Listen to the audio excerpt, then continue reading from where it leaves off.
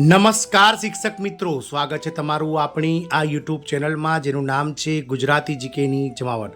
તો દેશભરના લાખો શિક્ષકો માટે ગઈકાલે સુપ્રીમ કોર્ટ દ્વારા એક ઐતિહાસિક ચુકાદો બહાર પાડવામાં આવ્યો છે।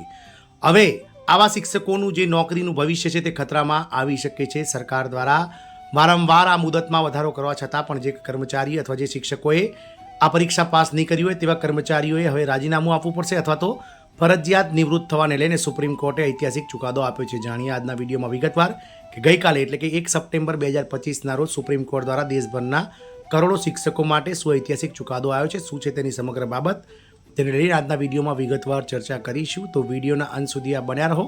જો આપ અમારી ચેનલમાં પહેલીવાર વિડીયો જોતા હોય અથવા નવા સબસ્ક્રાઈબર હોય તો ચેનલને લાઇક, શેર અને સબસ્ક્રાઈબ કરવાનું ભૂલશો નહીં, જેથી કરીને ચેનલ પર મૂકવામાં આવતા આવા શિક્ષકગણના શિક્ષણ જગતના સમાચારો તમને સરળતાથી ચેનલના માધ્યમથી ઉપલબ્ધ થઈ જાય। તો દેશભરના શિક્ષકોનું નોકરીનું ભવિષ્ય ખતરામાં આવી ગયું છે, કારણ કે ગઈકાલે સુપ્રીમ કોર્ટ દ્વારા ટેટ એટલે કે ટીચર્સ એલિજિબિલિટી ટેસ્ટ પાસ નહીં કરો તો રાજીનામું આપવું પડશે શિક્ષકોએ અથવા ફરજિયાત નિવૃત્ત થવાને લઈને સુપ્રીમ કોર્ટે આદેશ આપ્યો છે। લઘુમતી સંસ્થાઓ માટે મોટી બેન્ચ નિર્ણય લે છે। કોર્ટે કહ્યું હતું કે આ નિર્દેશ લઘુમતી સંસ્થાઓને લાગુ પડશે કે નહીં એ મોટી બેન્ચ નક્કી કરશે। તમિલનાડુ અને મહારાષ્ટ્રમાં શિક્ષણ માટે ફરજિયાત ટેટ એટલે કે ટીચર્સ એલિજિબિલિટી ટેસ્ટ સંબંધિત અરજીની સુનાવણી કરતી વખતે સુપ્રીમ કોર્ટે આ નિર્ણય આપ્યો છે। ટેટ પરીક્ષા શું છે? તો ટીચર્સ એલિજિબિલિટી ટેસ્ટ એટલે કે ટેટ એ રાષ્ટ્રીય સ્તરની પાત્રતા કસોટી છે જે નક્કી કરે છે કે ઉમેદવાર પ્રાથમિક અને ઉચ્ચ પ્રાથમિક વર્ગો એટલે કે ધોરણ 1 થી 8માં શિક્ષક બનવા માટે લાયક છે કે નહીં। આ પરીક્ષા 2010માં રાષ્ટ્રીય શિક્ષણ પરિષદ એટલે કે એનસીટીઈ દ્વારા ફરજિયાત બનાવવામાં આવી હતી।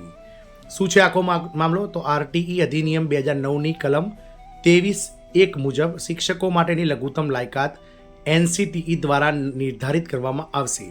એનસીટીઈએ 23 ઓગસ્ટ 2010ના રોજ એક જાહેરનામું બહાર પાડ્યું હતું, જેમાં ધોરણ 1 થી 8 માટે શિક્ષક બનવા માટે ટીઈટી એટલે કે ટીચર્સ એલિજિબિલિટી ટેસ્ટ પાસ કરી ફરજિયાત બનાવવામાં આવ્યું હતું। એનસીટીઈએ શિક્ષક પદો પર નિયુક્ત ઉમેદવારોને ટેટ પાસ કરવા માટે 5 વર્ષનો સમયગાળો આપ્યો હતો। આ સમય બાદમાં વધુ 4 વર્ષ માટે પણ લંબાવવામાં આવ્યો હતો। ઉમેદવારોએ એનસીટીઈની નોટિસ સામે કોર્ટમાં અરજી કરી હતી। મદ્રાસ હાઈકોર્ટની બેન્ચે જૂન 2025માં જણાવ્યું હતું કે 29 જુલાઈ 2011 પહેલાં નિયુક્ત થયેલા શિક્ષકોએ સેવા ચાલુ રાખવા માટે ટેટ પાસ કરવી જરૂરી નથી, પરંતુ પ્રમોશન માટે ટેસ્ટ પાસ કરવી ફરજિયાત રહેશે।